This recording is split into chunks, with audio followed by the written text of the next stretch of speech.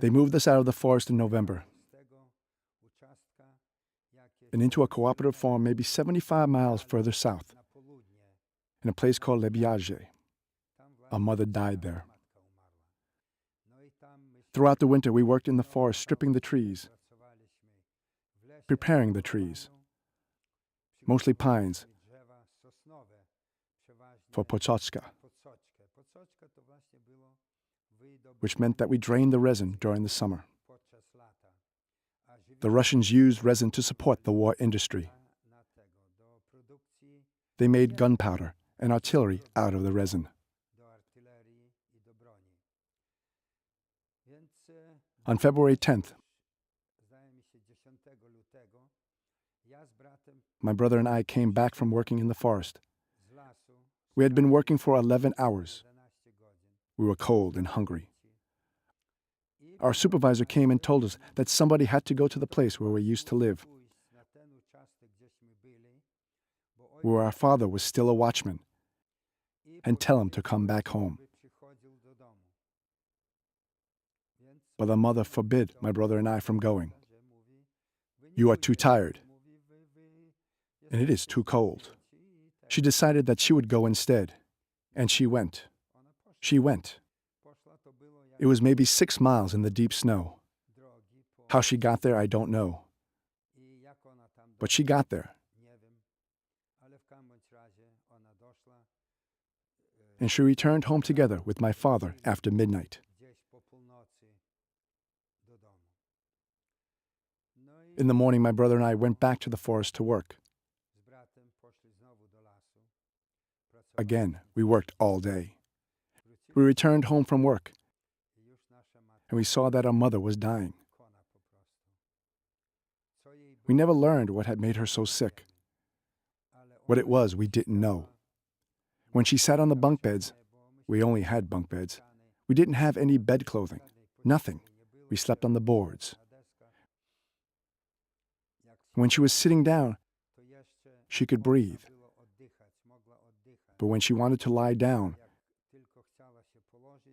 because she was very tired, she couldn't. So after maybe 20 hours, she had to lie down. And when she lied down, she died. She died. And we were left with our 8-month-old sister. Eventually, our neighbors took care of her. We had to do something to bury our mother. So we went and tore down 4 boards from our roof. We made a coffin for her. And later we had to take her, maybe 5 miles, to a lake. Near this lake, which was called Lebiaje, there was a forester with a family who had already buried 2 of his own children there. We dug a grave there. It was very difficult to dig. It was on February 11th, exactly 1 year after we had been deported to Siberia. We dug a grave, maybe 6 feet deep, and we buried her there. And then we returned to our place. We worked in the forest gathering the resin for the entire summer. It was in 1941. Maybe it was in October when we got the news. Our supervisor told us that we were free people from then on. We looked at him and asked him what had happened. He said that somewhere in London, politicians had signed a pact between the Polish and the Russian governments that all deportees were now free people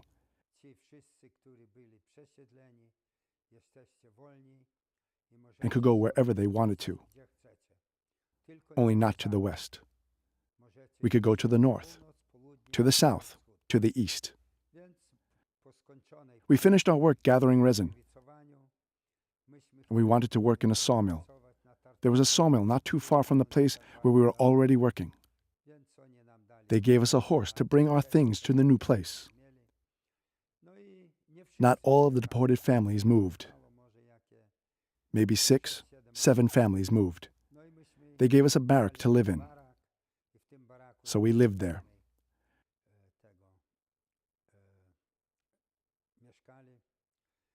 There was a man there in this barrack. His name was Frankevich. He was a mentor and an inspiration to me because I didn't have a good relationship with my father. This man was so good to me,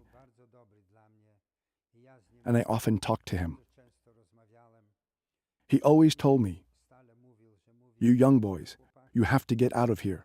We older people, we are going to die here. But you youngsters, you have to get out. There is a life for you somewhere, I'm sure." We didn't know yet that the Polish army was forming in southern Russia, in Kubyshev, in Tatishev, and other places. So we received work at the sawmill. The winter was severe, and the sawmill didn't have any walls, only a roof. It was sometime after Christmas. It was so cold. There were 7 or 8 young people working there, and we wanted to have Saturdays off, or at least to work only for 4 hours on Saturdays. They agreed, and on the next Saturday, we only worked for 4 hours.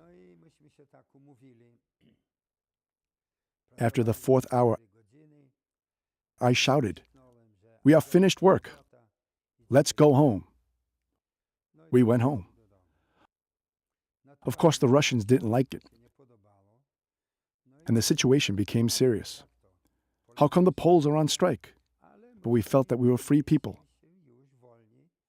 not slaves anymore. So we wanted normal work hours like regular workers. The next day, the political police, the NKVD, came and investigated our supervisor. So I didn't wait. The next day, in the morning, I packed my backpack, and I told my father that I had to run away because we didn't know what was going to happen to me. So I joined another family, 3 sisters and 3 brothers, and we went to a kolkhoz called Bezmianovo. It was maybe 18 miles away from the sawmill where I had worked. So together we went to this kolkhoz, and there they gave us work.